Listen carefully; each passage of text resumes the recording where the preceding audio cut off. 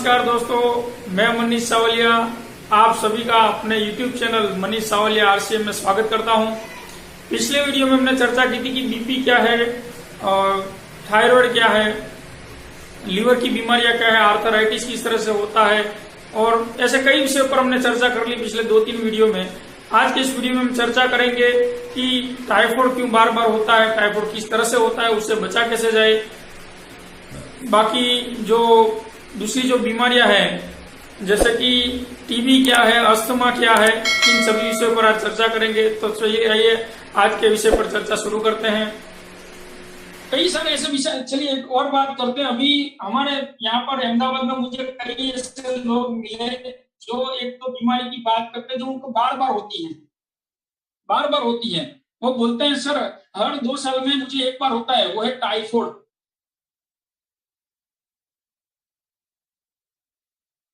आपको भी मिलते होंगे क्योंकि हम फील्ड में हैं, ऐसे लोगों की बीमारियों के साथ काम करते हैं।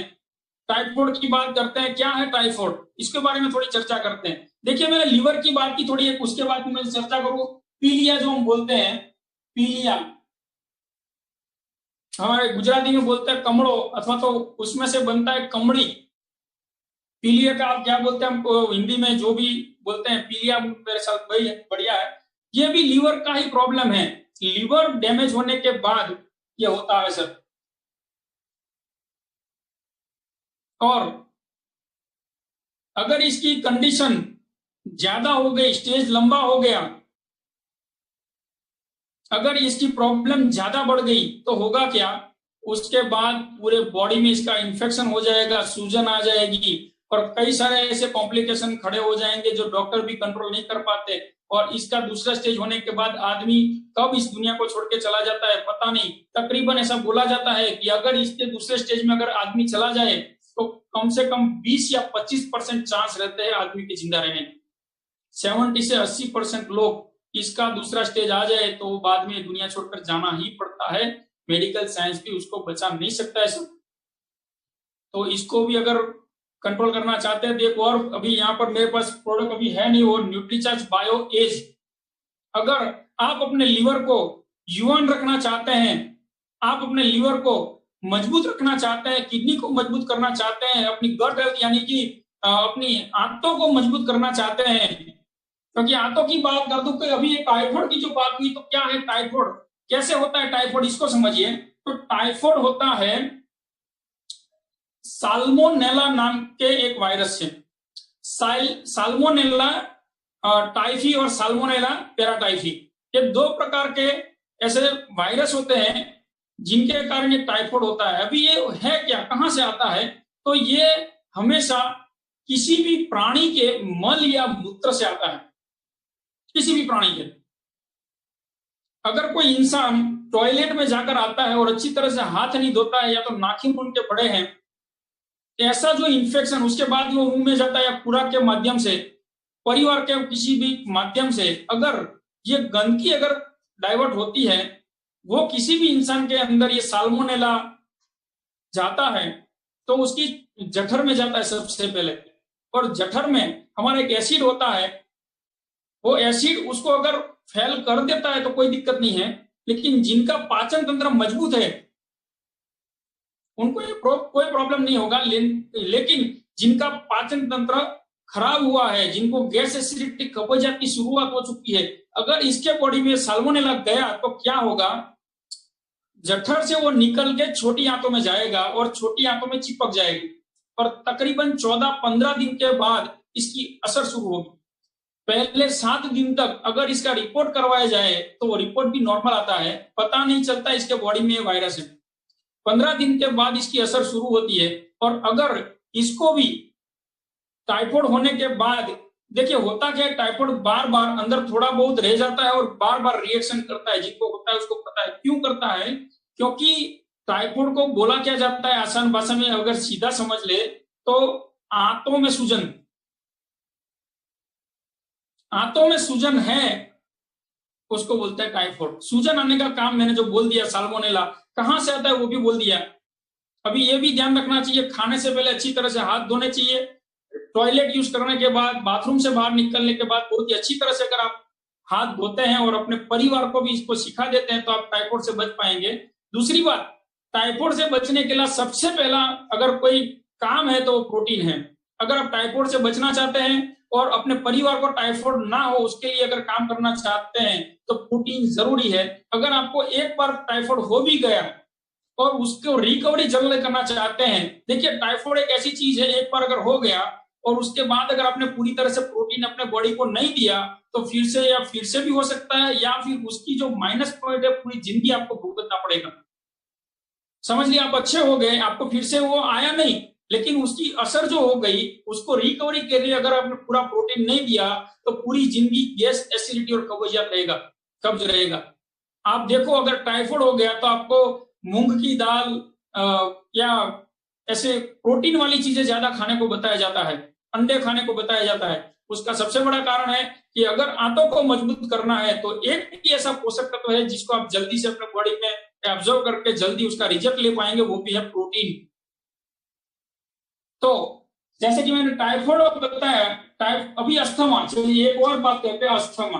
अभी ये गांव में सबसे ज्यादा है, बहुत लोगों को मैंने देखा है, मेरे टीम में बहुत सारे लोग अभी अस्थमा। एक और है टर्बोक्लोसिस, टीबी, ये भी एक बीमारी है टर्बोक्लोसिस। क्या है ये दोनों ऐसे तो एक ही पार्ट्स के बीमारी है। देखिए ये आंतों की बीमारी है टाइफाइड, पीलिया लीवर की बीमारी है। अभी हम बात कर रहे हैं फेफड़े की, लंग्स। अभी लंग्स का बॉडी कैसा होता है, वो दो ऐसे पार्ट होते हैं लंग्स के, दो पार्ट्स, और उसके बीच में थोड़ी जगह रहती है, और हम जब सांस लेते हैं तो लंग्स के बीच में से वो सांस आवन जावन होती है। अभी जैसे ही कोई इन्फेक्शन लगता है या कोई प्रेशर से आपने कोई काम किया लगातार या कुछ लग गया है कोई भी इन्फेक्शन के कारण, फेफड़ों के बीच में जो जगह रहती है उसमें थोड़ा पानी आ जाता है, और जब पानी हो जाता है, जैसे कि हमें सर्दी खांसी होती है सामान्य, तो हम जैसे ही सांस लेते हैं तो हमको तुरंत खांसी आ जाती है। क्यों? क्योंकि वो पानी के कारण हवा पूरी अंदर नहीं जा पाई, और उसी पानी को अगर ठीक ना किया जाए जल्दी तो उसी पानी में बैक्टीरियल इन्फेक्शन होते हैं, जिसको बोलते हैं टीबी का स्टेज 1 टर्बोक्लोसिस। और अगर उसको ध्यान ना दिया जाए तो उसमें इन्फेक्शन ज्यादा बढ़ता जाता है और उसके स्टेज बढ़ते जाते हैं, बीमारियां बढ़ती जाती है। अगर आप टीबी को भी कंट्रोल करना चाहते हैं सर, तो टीबी का भी सबसे बड़ा कोई दवाई है तो वो है प्रोटीन। अगर आप प्रोटीन रेगुलर खाते हो, टीबी में देखिए जिनको भी होगा उनको पता है, डॉक्टर भी प्रोटीन पाउडर लिख के देंगे, या तो मक्खन ज्यादा खाने को बोलेंगे, अंडे ज्यादा खाने को बोलेंगे, मूंग या दलिया सबसे खाने को बोलेंगे। क्यों? क्योंकि उसमें सबसे ज्यादा प्रोटीन रहता है सर। अगर प्रोटीन अच्छी तरह से मिलेगा तो ये जिंदगी भर नहीं आएगा। अभी अस्थमा बताएं तो अस्थमा क्या है? अस्थमा भी यही है, वो भी फेफड़ों की बीमारी है, लेकिन इसमें इन्फेक्शन नहीं होता है, इसमें फेफड़े सिकुड़ जाते हैं, क्योंकि उनका जो मटेरियल है फैटी एसिड का वो कम हो जाता है। और अगर आप बॉडी को इनको फैटी एसिड अच्छी तरह से दोगे, जैसे कि आप सबको पता है, हम कई बार आरसीएम के हेल्थ गार्ड ऑयल और हल्दी को पिला के हम रिकवरी करते हैं। क्यों? क्योंकि जो फैटी एसिड है इसके कारण इनका जो मसल्स है जो फेफड़े का, वो लचीला हो जाता है, और इसके कारण जल्दी इसमें हमें राहत मिलती है। प्रोटीन और फैटी एसिड, ये दो का कॉम्बिनेशन अगर रेगुलर दिया जाए तो ये दोनों बीमारियों को अच्छी तरह से जल्दी से पूरी तरह से मिटाया जा सकता है सर। जी, तो आज का वीडियो यहाँ पर समाप्त करते हैं। अगले वीडियो में हम चर्चा करेंगे कि कोरोना वायरस जो अभी सबसे बड़ा एक टॉपिक बना हुआ है पूरी दुनिया के ऊपर, उससे बचने के लिए क्या करें। उसके लिए मैं एक और बीमारी के माध्यम से उनकी आपको जानकारी पहुंचाऊंगा, HIV के बारे में।